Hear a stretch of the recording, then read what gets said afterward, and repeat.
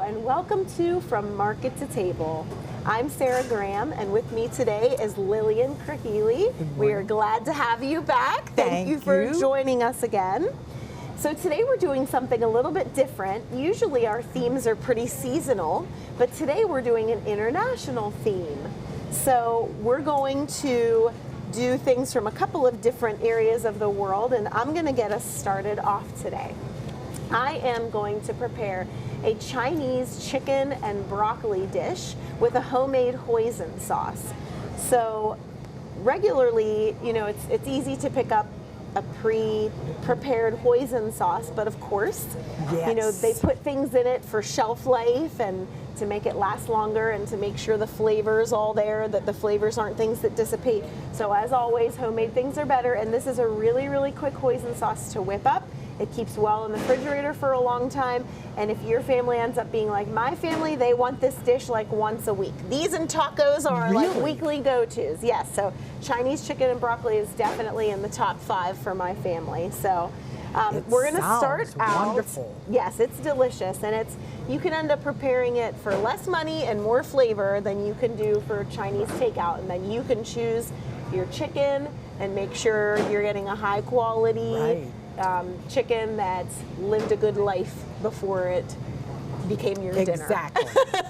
So, okay, I'm going to start off with soy sauce, and I always buy tamari because it is a gluten-free soy sauce. Soy does not have gluten in it, but the way that they process it, it ends up containing gluten when all is said and done. But tamari is a gluten-free soy sauce, so for those of you with a sensitivity or an allergy, this is a great option.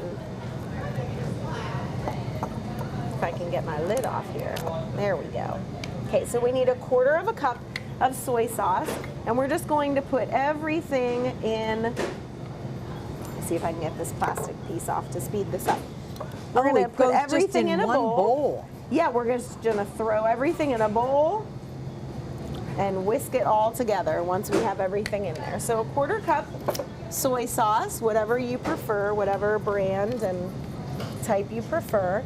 And then the jarred hoisin sauce actually doesn't have peanut butter in it, but this recipe that I got called for it. We have some peanut allergies in our family, so I tried it with almond butter, and it's spectacular. So you just want to use smooth, although chunky could be good too, because it's nice to have a little bit of crunch with your chicken and broccoli. An almond in chunky? They do. Yes, do they same really? brand. Yep, same brand. This Barney butter has a chunky brand of almond butter over there, and it's spectacular. So around 2 tablespoons of almond butter. I'm just going to eyeball it. It's hard to scoop this out of the measuring spoons that are a little bit deeper.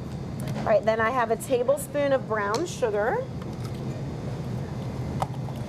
2 teaspoons of rice vinegar. I didn't have this at home when I first made this recipe.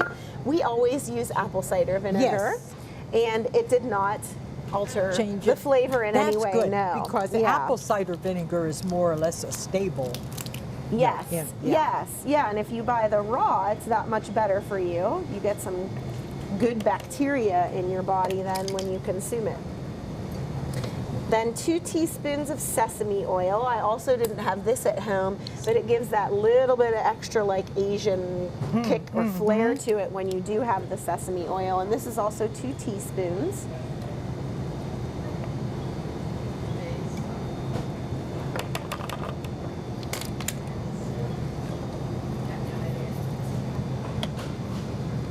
And then hot sauce is optional in this. I don't put hot sauce in mine just because not everybody likes it really spicy, and I figure you can add extra flavor at the end. But the garlic would give it a nice. Yes. And then about a tablespoon or 1 clove of minced garlic. We never do. I don't feel like we ever have too much garlic in our household. We use lots and lots of garlic. And you know what? It is so nice just to have it minced in a jar. Yes. It saves a lot of time. Yes. And the one that I use today, it's in olive oil, and you can buy the other ones that are just in water. So whatever you prefer. There's lots of different versions. They even have ones over there that I think they add some spices into it. Really? So you can save some steps if you want. Yeah, there's lots of different. They're over in produce. Right. Down on the bottom shelf there. Yeah. Just get a whiff of that with that sesame oil and the almond butter. Oh. Just smells really, really good. All right, so that's combined, and I'm going to set this aside. And I'm going to throw a little bit of pepper in there. Usually use a grinder, but we just have this little shaker today. And add that, and that's just to taste. No specific measurement there. Okay, so I'm going to set that aside for when we're ready for it. And while I bring up all my stuff to start the chicken, I'm going to let you please do your first recipe Very for us. good. Now, what I have is a kielbasa and potato and cabbage stew.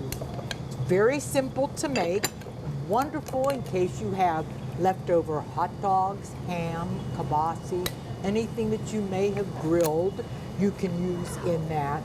You need only a half a pound of whatever meat you're using.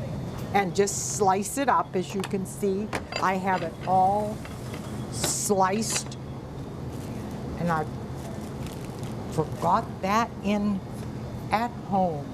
I forgot my sliced kielbasa. But that's okay because I have everything else. As you brown the kielbasa in a heavy, like a Dutch oven. And as it is browning, you shred your cabbage, you cut your potatoes. After the kielbasa is browned in your Dutch oven, you add your potatoes, you add your cabbage, you add 1 large onion that is diced. Then you go ahead and just add your chicken broth, just 1 can of chicken broth, or like 1 cup, 14 ounces they call for, so maybe 2 cups. Then, and a half a cup of water. Then you cover that, you put in your pepper and your salt, and 2 tablespoons of sugar. Then you just simmer that, bring it to a boil, and then you simmer it for like, probably 18 minutes or so until the potatoes are soft. Then you have it covered while you're simmering it on a low flame until the potatoes are soft. Then you add your beans and your caraway seeds and your apple cider vinegar. And you bring it back to a boil, reducing the heat. You leave that boil for about, another 5 or 10 minutes. Then you take water and 2 tablespoons of flour to make just your thickening. And you put that in once it is nice and smooth. Cook it for just simmer it for about another 2 minutes and put it in a dish and it's ready to go. And it looks and smells wonderful. Thank you. It is very flavorful and it's a nice way to use up leftovers. Yes. And you can also just, in case you've made cold slaw, and you always have just that little bit of cabbage left. Yeah. Shred it and put it in. Yeah, and like you said, with your leftover grilled meats or whatever you had over the weekend for a party, and then it works out beautifully. Yes, very nice. I'm excited to taste it. All right. Now, are we ready for our chicken? We are ready for the chicken. All right, so we're gonna get started. You can do this in a wok if you have one. I do not, so I just do it in a pan. At home, I do a much larger pan because we at least double this recipe, and there are never any leftovers. So, but there are 6 of us. Well, yes, and see this also freezes very nicely. Yes, because there's only 1 of me. Yes. Okay, so you do about 3 tablespoons of whatever oil you prefer. I like olive oil. This Wild Harvest brand is organic and it's really, really well priced.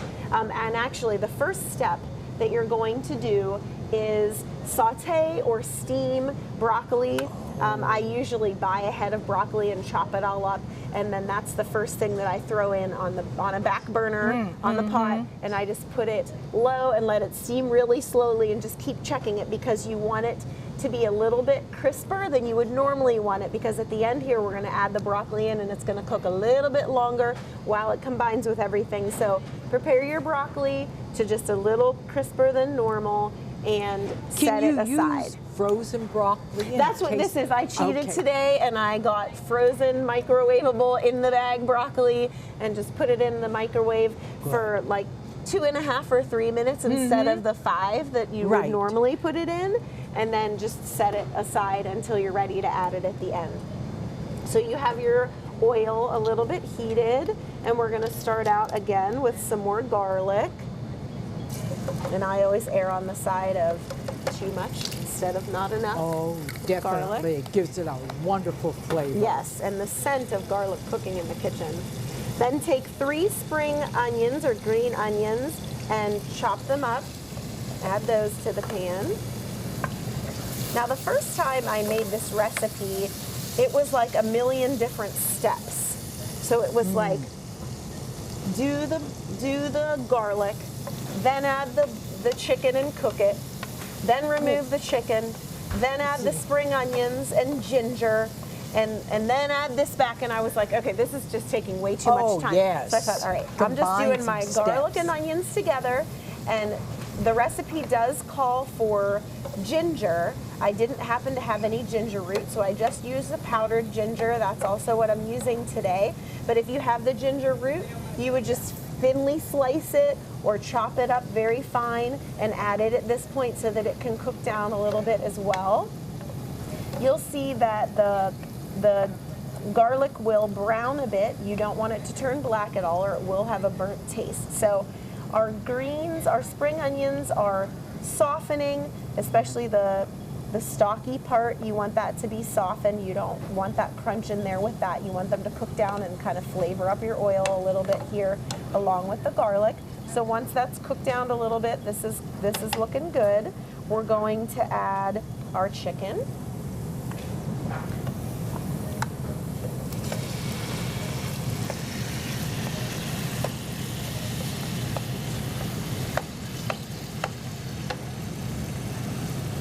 So we can just add that right to the pan of everything that we already had in there. And while I brown this on all sides, I'm going to go ahead and let you show us your next recipe. Okay. So while this is cooking, the next part is you naturally need a dessert. So I have made macaroon cookies. And they are the prettiest, but they are the easiest things in the world to make. You take 2 cups of coconut,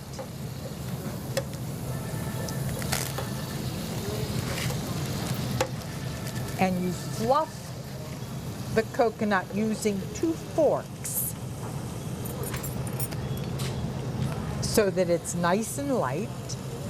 And it doesn't look like much, 2 cups, but it really works out well. do you use a sweetened coconut, or have you ever used an unsweetened? It's just a regular sweetened coconut because I like them sweeter. Yes. I didn't get this shape by eating things that were not sweet. Okay, then you have lemon zest and lemon juice. You use 1 teaspoon of lemon zest, and naturally then you have the juice of the lemon, so you have like 1 teaspoon of lemon juice, and you put that in your coconut. And the sticky part and the fun part is that you use sweetened condensed milk, a 1/2 cup. And that makes it all stick together. You know, we discovered a couple of years ago about sweetened condensed milk. Who doesn't love to eat snow, right? Like, My kids love to eat snow. I love to eat snow. But so we decided to look up desserts that you can make with snow. And so we just gathered up snow in bowls, and you just add sweetened condensed milk to it, and it's like a snow ice cream. It was so good. Just snow and sweetened condensed milk, and you mix it up, and the snow keeps its like fluffy consistency because that's not too heavy on it. Right. And it was so good. And after you just mix this all together, make sure all of the coconut is coated. And that's basically all that you need to do. And once the coconut is all coated, you take a tablespoon and you put it on a greased baking sheet. Now, while you're doing this, you naturally start your oven and you set it for 325. And what I do, they say, you know, take your tablespoon and put the balls on the tray and mush the ends of them. But I like just to squeeze them together and then just put them on the prepared tray. Yeah. Bake them. And get your hands a little messy, right? Well, yes, but that's what it comes out like. And it is wonderful. And the people upstairs, I always have to brown nose and get on the good side of the owners. And so I make extra for them. It is very good. That's one great thing about being comfortable in the kitchen and having some go-to meals. You can spoil those around you that you love and care about and want to spoil. Always. Now, oh, that smells wonderful. Yeah, our chicken was running behind a little bit here. Our burner ran out, but we got a replacement. You know, also, this can be done, I didn't think about it, in a skillet, as long as it is deep enough. Okay. You know, I could have done that using a skillet today while you're doing that. Okay, well, good to know. Yes. Good to know. All right, so first we weren't hot enough, now we're a little too hot, but we're good here. Okay, so I'm not seeing any more pink, so that's good, and the chicken's getting a little bit brown. Like I said, we were running a little, it took longer because we ran out of gas and had to replace it, but now we are good. Okay, so once the chicken is browned on all sides, just to seal in that moisture, so it's not completely cooked yet, just you aren't seeing any pink that it's not cooked through, then we're going to add need more soy sauce. So we need 3, this lid, there we go. We need 3 more tablespoons of soy sauce. So if you notice, we are not adding salt anywhere in this recipe because soy sauce is very, very salty. We're gonna add 3 tablespoons of soy sauce. Then we are going to add our hoisin sauce, our homemade hoisin sauce. We're gonna add about 2 tablespoons of this. I usually taste it after I've added everything, and I usually end up using this entire recipe of it because we like a lot of flavor. So I'm gonna go ahead and go for 3 right now. And I usually double the hoisin sauce recipe as well. It's just easier, especially when you have things that can stay nice for a while in the fridge or freeze well. Right. You know, it's always nice to be like, oh, I have that in the freezer. I don't have time to cook today, but I have this in the freezer. Oh, I already have some hoisin sauce left over, so I don't have to make it today when I do the Chinese chicken and broccoli. Go ahead. I really don't or didn't think I liked Chinese too well until I found that some of these recipes really are excellent. Yes. You know, yes, if you've only ever had takeout Chinese, Right, I really encourage you to prepare it at home for yourself because the flavors are so different. And then, you know, some some Asian restaurants use a lot of MSG, and a lot of people have a very bad reaction, and so they think that it makes them sick, or that they have some sort of allergy to an ingredient. So again, I would encourage you to maybe try preparing it for yourself at home if you don't have a known food allergy, and see if perhaps it's a reaction to the MSG and that you really can make it for yourself. That, yes. Yes, because it's such flavorful food. Right, and it is. It's not difficult to make at home, as you see. And you don't have to make the homemade hoisin sauce. You can just use the little jar of it from the store as well. And you're using honey in there too? Yes, ma'am. Okay. So after we added the soy sauce, hoisin sauce, and then you add 1/3 of a cup of hot water. You let this come to a boil, and then we are going to start adding some honey. And now the honey, it calls for 6 tablespoons. I got it. It just wasn't quite ready to come out yet. The recipe calls for 6 tablespoons.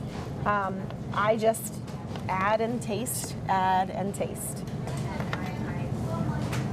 So you just want to combine all that honey. Does it thicken as it cooks? It does not. So the recipe did not call for it to be thickened, but I wanted a nice thick sauce that would stick to my rice. That, you know, because we serve this. I actually, when I make this, I make a homemade fried rice as well, so I just make sure that I have leftover rice.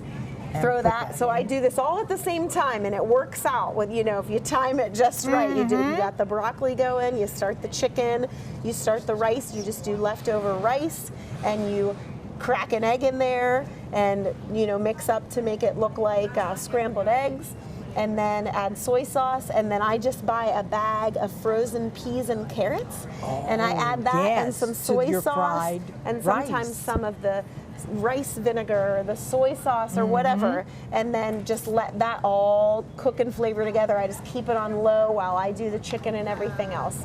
So at this point, I would just, it says to cook for about 7 to 10 more minutes. You just want to make sure that your chicken is completely cooked through and that it's absorbing all these really, really good flavors. So at this point, I would just be like stirring and adding more honey and tasting. And then once I'm done adding the honey, I do mix up some cornstarch and water. So to about thicken. So about a tablespoon of cornstarch and a tablespoon of cold water, and you mix it up until it thickens. And once it's completely combined, then you pour it in and you stir it in here. And if you're still at a low boil, it'll thicken this up really nicely. So that is where we are. So we would just let this cook till the chicken was cooked through. I'm a temperature checker.